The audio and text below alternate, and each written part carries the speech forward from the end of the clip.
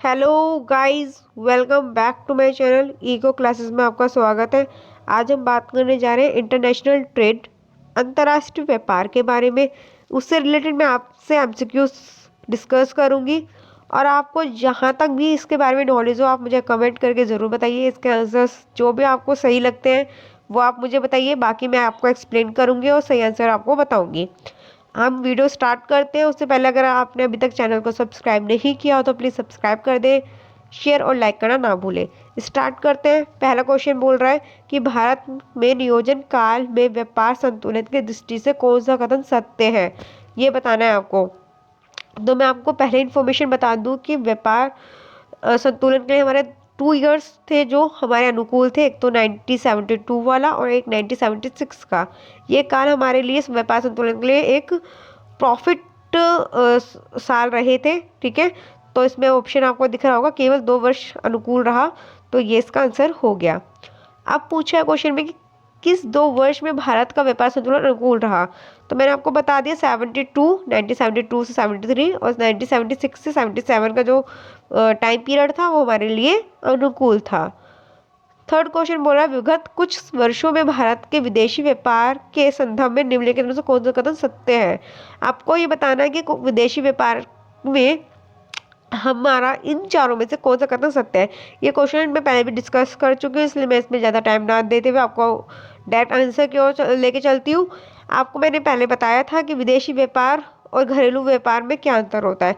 हम जब अपना व्यापार आयात और निर्यात ईजिली कर सकते हैं, मतलब एक्सपोर्ट और इम्पोर्ट बढ़ा सकते हैं, एक ईजिली कर सकते हैं एक दूसरे देश के साथ, उसे हम बोलते हैं विदेशी व्यापार में संदर्भ में बढ़ोतरी करना। तो आयात और निर्यात दोनों में बढ़ोतरी को ही हम क्या बोलेंगे, बढ़ावे को ही हम क्या बोलेंगे कि ये कुछ साल अच्छे रहे जब हमने विदेशी व्यापार के साथ संतुलन अच्छा स्थापित किया। योजना विधि की ये कितने बार योजना विधि में कितनी बार भारत की विदेशी व्यापार शेष अनुकूल रहा। ये भी मैंने आपको क्वेश्चन पूछा। क्वेश्चन बहुत ज़्यादा घूम फिर के आ रहे हैं, पर आपको सिर्फ याद रखने 1972 और 1976 का।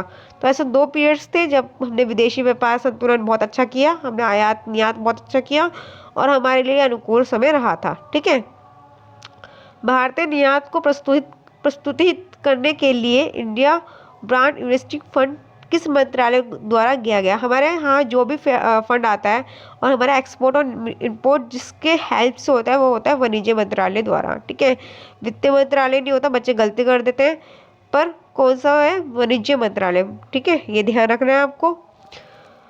और ये कब स्थापित हुआ था, ये जो फंड, जो ये कमेटी स्थापित हुई थी वो कौन से सन में हुई थी, वो हुई थी 1996 में। ठीक है, ये चीज़ भी ध्यान रखने योग्य है, आपको ये याद रखना है। मूल्य अनुसार भारत में निर्यात विश्व का मूल निर्यात व्यापार है कौन सा, कितना परसेंट बढ़ा था, 2% बढ़ा था। कितना परसेंट बढ़ा था, 2। ठीक है, याद रखने वाली बातें हैं सारी आपके लिए। निम्नलिखित में से कौन सा भारत का सबसे बड़ा निर्यात मद है। सबसे ज़्यादा निर्यात क्या हुआ है भारत से। ठीक है, रत्न और आभूषण क्या हुए थे, रत्न और आभूषण। ये चीज़ बहुत इंपॉर्टेंट हो जाती है। ठीक है, क्वेश्चन से रिलेटेड।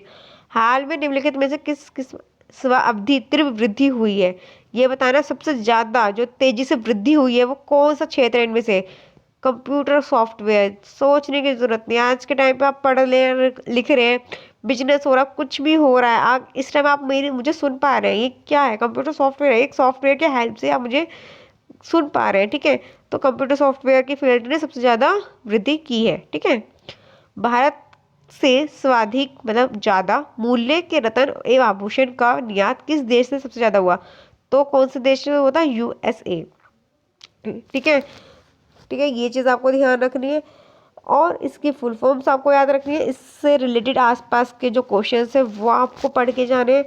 ये एक सिर्फ ट्रेलर है। ठीक है, पिक्चर तो बहुत बड़ी है, काफ़ी कुछ है इसमें जानने के लिए, बट हम धीरे धीरे सीरीज लेके आ रहे हैं और आपको समझा रहे हैं।